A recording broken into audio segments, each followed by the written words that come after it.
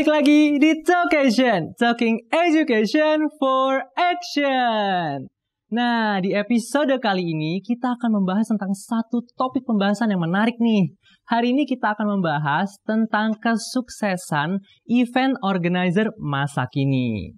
Sebelumnya, sadar nggak sih? Sekarang yang namanya ilmu pengetahuan juga teknologi berkembang pesat loh. Apalagi sekarang kita sudah memasuki yang namanya Industri 4.0. Nah, hari ini kita akan membahas tentang event organizer, juga berhubungan dengan Industri 4.0, bersama dengan salah satu narasumber yang berkompeten di bidangnya. Siapa dia? Penasaran? Yuk, simak cuplikan berikut ini. Tahukah Questioners?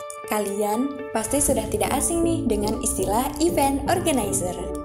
Ya, karena kehadirannya sudah banyak dijumpai di tengah masyarakat. Event organizer itu sendiri merupakan salah satu jenis usaha yang telah berkembang pesat loh di masa kini.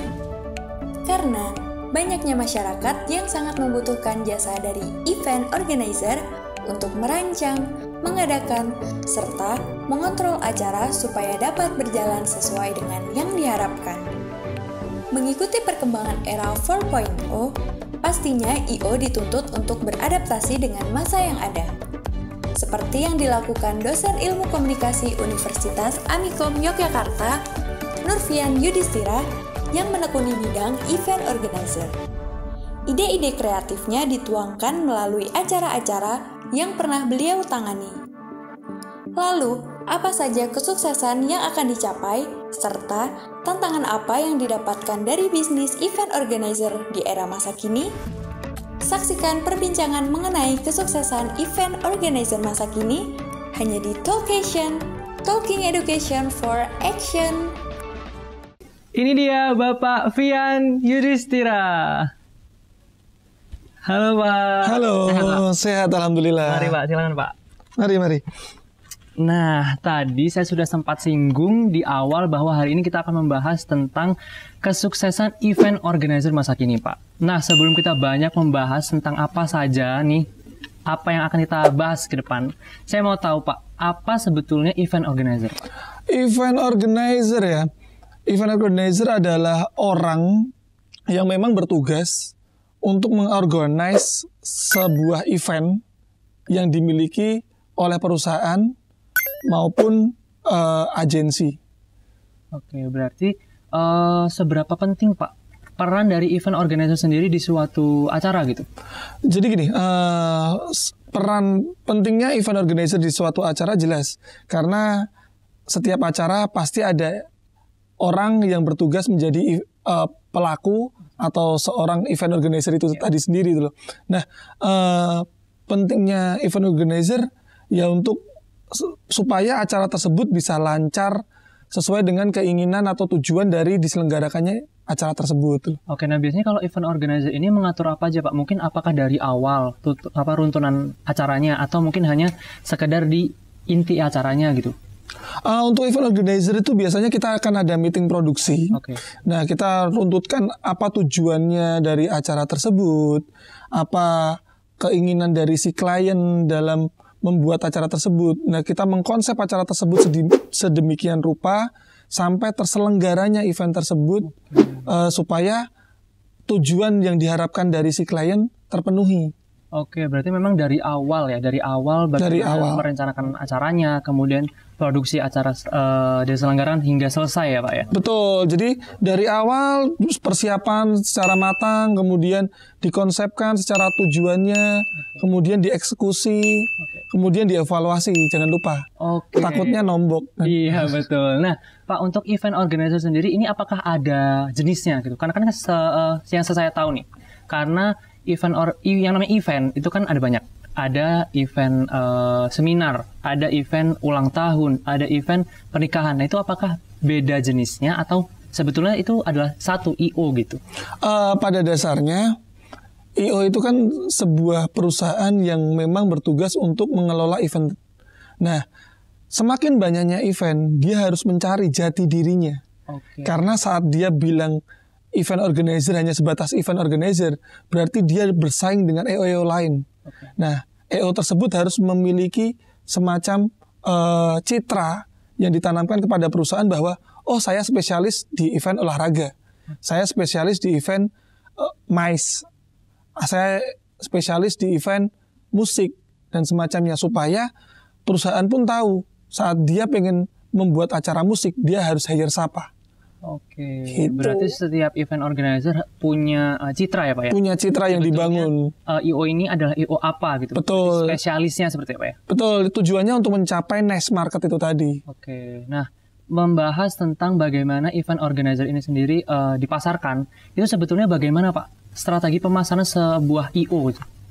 Strategi pemasaran sebuah EO berarti kita bicara EO dengan perusahaan ya. Oke. EO itu sistemnya B2B atau business to business. Bagaimana akhirnya kita menjalin relasi kepada banyak perusahaan dan menawarkan ataupun bekerja sama dengan perusahaan untuk berkolaborasi dalam sebuah acara dengan tujuan tertentu. Nah, pemasarannya seperti apa? Yaitu tadi, relasi dalam sebuah EO itu sangat dibutuhkan sekali. Tanpa relasi, EO akan mati gitu loh. Jadi event organizer itu bekerja sama dengan perusahaan, bekerja sama dengan masyarakat, bekerja sama dengan media, bekerja sama dengan kepolisian, aparat dan semacamnya. Berarti IO ini tidak berdiri sendiri apa ya? Tidak berdiri sendiri, memang relasinya EO harus banyak. Oke, Gitu. nah terus Pak, prospek ke depan event organizer ini seperti apa?